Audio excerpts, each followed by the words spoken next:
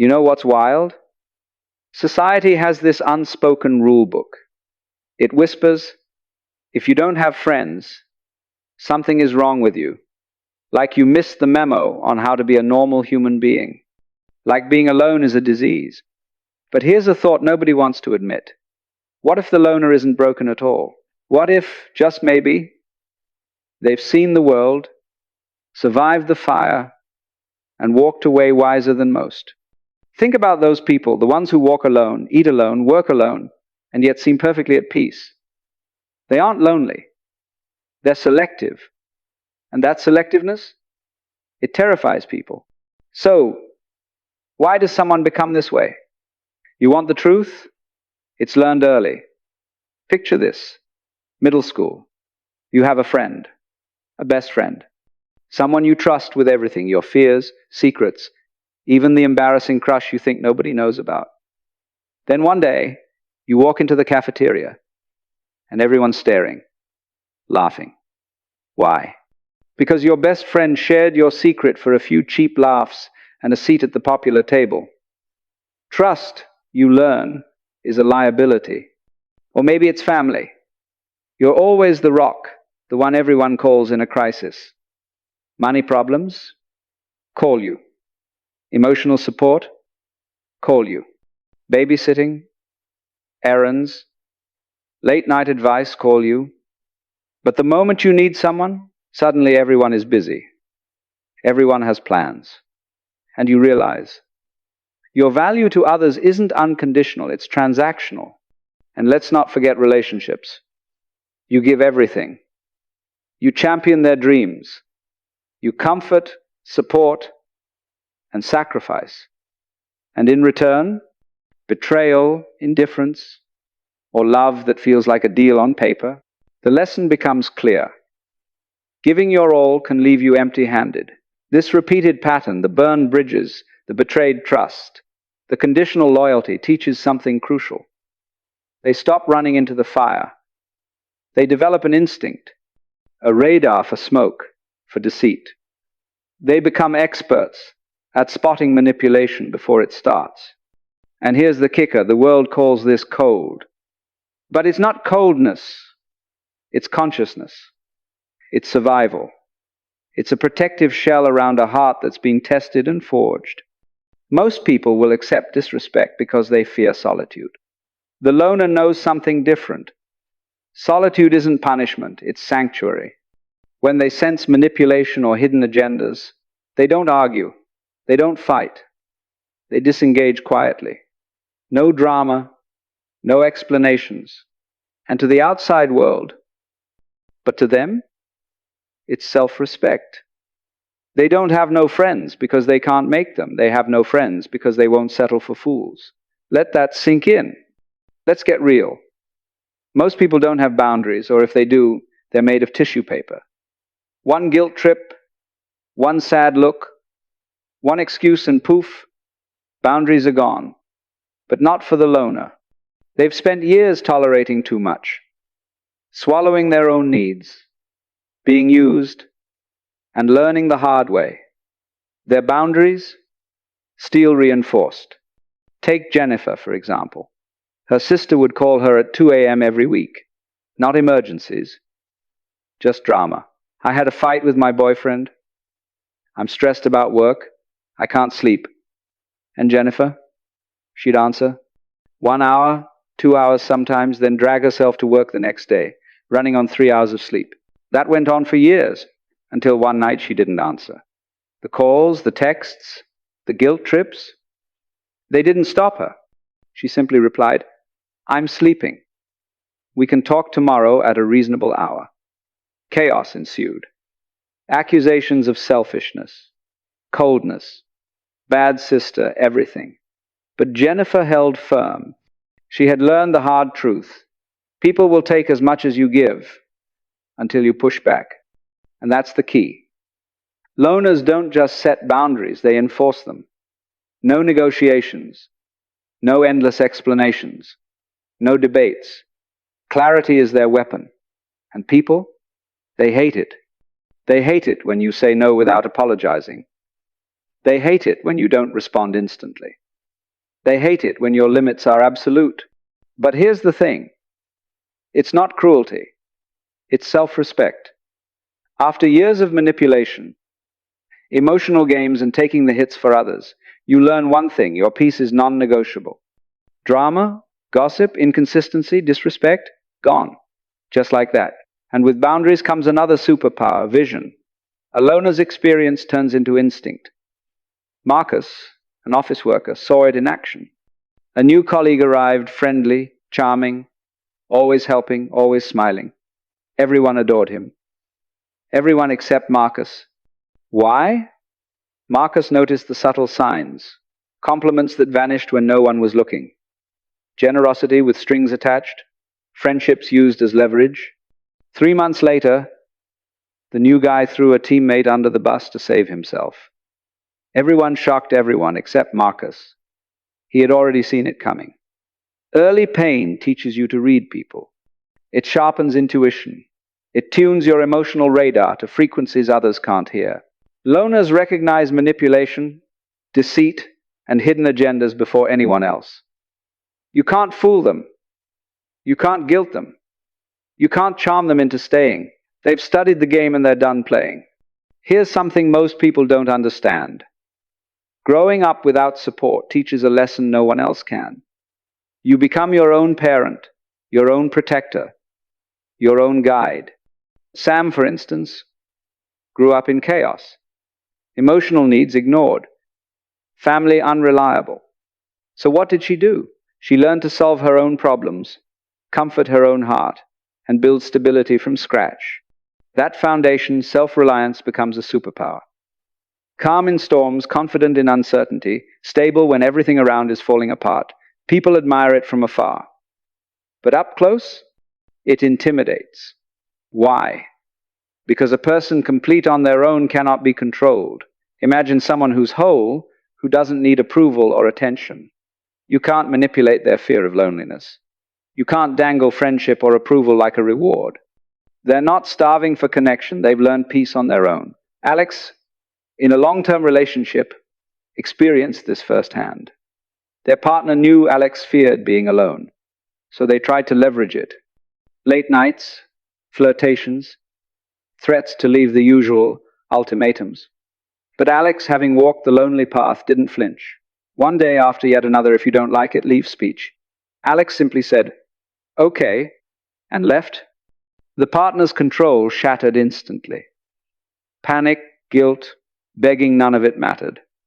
Alex had already found a quiet, sunlit meadow on the other side of solitude. Once you discover that peace, no threat of being alone can scare you. You become untouchable. This is the real power of the self-contained individual. They don't fear loss. They don't isolate from weakness, they curate from strength. Their circle is small or empty, not because they can't connect, but because they refuse to compromise their standards. One authentic glance over 1,000 empty smiles. Profound silence over meaningless noise. And here's the thing about peace: it becomes sacred. Years of navigating chaos, drama, and manipulation teach you to protect it like your life depends on it. And people? They get upset. "You didn't give me a chance," they say. But the loner already knows. They've seen your patterns. They've studied your game. And they refuse to play. Solitude isn't punishment, it's a fortress. A place where the self is complete, unshakable, unbought, and free. Let's cut to the truth. The people society warns you about: the loners, the ones with no friends. They're not dangerous. They're evolved. They didn't wake up one day deciding to be difficult. They became selective because they survived pain, betrayal, and repeated disappointment. The real reason people are uneasy around them: when someone doesn't need your approval, doesn't crave your attention, and refuses to tolerate manipulation, suddenly your usual tricks don't work. Guilt trips? Bounce off. Fake apologies? Ignored. Emotional games? They see right through them. Take Alex again. In a 5-year relationship, every manipulation attempt, silent treatment, late-night flirts, threats of leaving was met with calm, clear boundaries. Alex didn't argue, didn't plead. didn't negotiate. They walked away. Peace intact, control gone. And that's the point. People fear what they cannot control. Loners aren't cruel, they're unmanipulable. They've traded popularity for inner stability. They've learned to recognize the hidden currents in every interaction. Compliments with ulterior motives, fake concern, shallow flattery, it all shows up clearly to them. And boundaries? Non-negotiable. Drama, disrespect, inconsistency, they remove it from their lives without guilt. No lectures, no second chances, just gone. For most, this seems harsh, even unforgiving, but the loner knows this isn't cruelty, it's preservation, self-respect in its purest form. Here's another truth: the more self-contained a person becomes, the more uncomfortable others feel. Why? Because a person who's complete on their own cannot be controlled, cannot be manipulated, and cannot be swayed by fear of loneliness.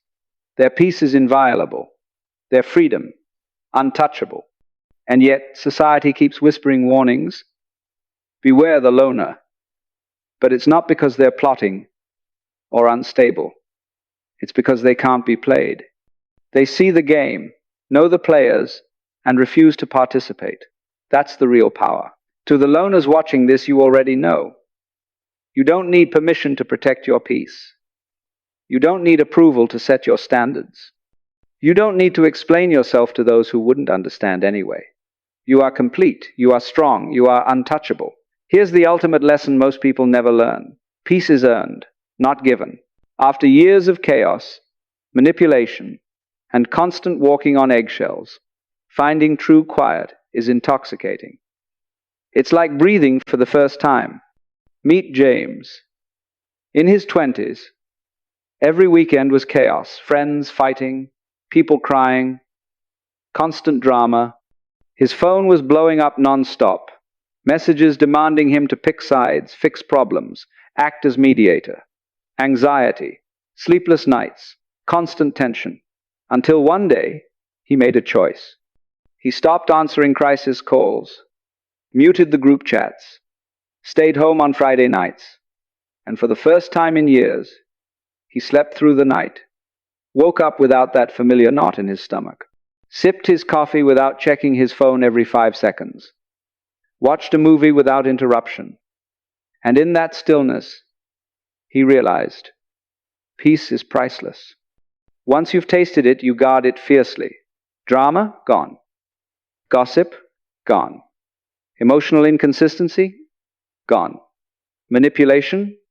Gone. No guilt, no explanations, no second chances, and people get upset. Of course. You didn't give me a chance to explain, they say. But the loner already knows the truth. Actions speak louder than excuses. This is the power of choosing quality over quantity. One real friend is worth more than 100 superficial ones. Being alone is better than being surrounded by people who don't truly see you. Solitude becomes not a punishment, but a sanctuary, a space where your mind, heart, and soul can exist without interference. And that's the beautiful irony. The loner isn't lonely, they're free. Their standards aren't rigid out of stubbornness. Their boundaries forged from experience. They've walked through fire, endured betrayal, survived emptiness, and emerged with clarity about what matters most. To those who have chosen this path, this is a reminder. Your choice for peace is not a flaw. Your refusal to tolerate nonsense is not a problem, it's your power. The world may whisper warnings, judge, or feel uneasy around you. But that's because you've done what most people can't. You've prioritized your soul over approval, quality over quantity, and peace over chaos. And in that choice lies freedom. Here's something most people underestimate. The loner's superpower isn't invisibility, it's perception. Years of navigating betrayal, manipulation, and shallow interactions sharpen their emotional intelligence. They read between the lines. They sense the hidden agendas, the fake smiles, the words that don't match actions. Take Marcus, an office worker. A new colleague arrives, full of charm, helpfulness, and compliments. Everyone loves him. Everyone except Marcus. Why? Marcus notices subtle cues others miss. The smiles that vanish when eyes aren't watching, generosity with strings attached, conversations with hidden motives. 3 months later, the new guy throws a teammate under the bus to save himself. Everyone is shocked. Everyone except Marcus. He had seen the pattern from day one. Early pain teaches pattern recognition. It turns intuition into a finely tuned instrument. And it's not just office politics. It's friendships, family, and romantic relationships too. Learners have learned the hard truth. People often operate from self-interest. Compliments are sometimes tools. Concern can be a weapon. Affection can be conditional. They've experienced it repeatedly, and it's trained them to recognize manipulation before it escalates. This pattern recognition comes with boundaries. They know what behavior is toxic, what words are deceitful, and what gestures are meaningless. They don't waste energy arguing, explaining, or convincing. They disengage, quietly, firmly, without drama. And here's the irony. People call them cold or harsh, but the truth is different. It's awareness, clarity, and self-preservation.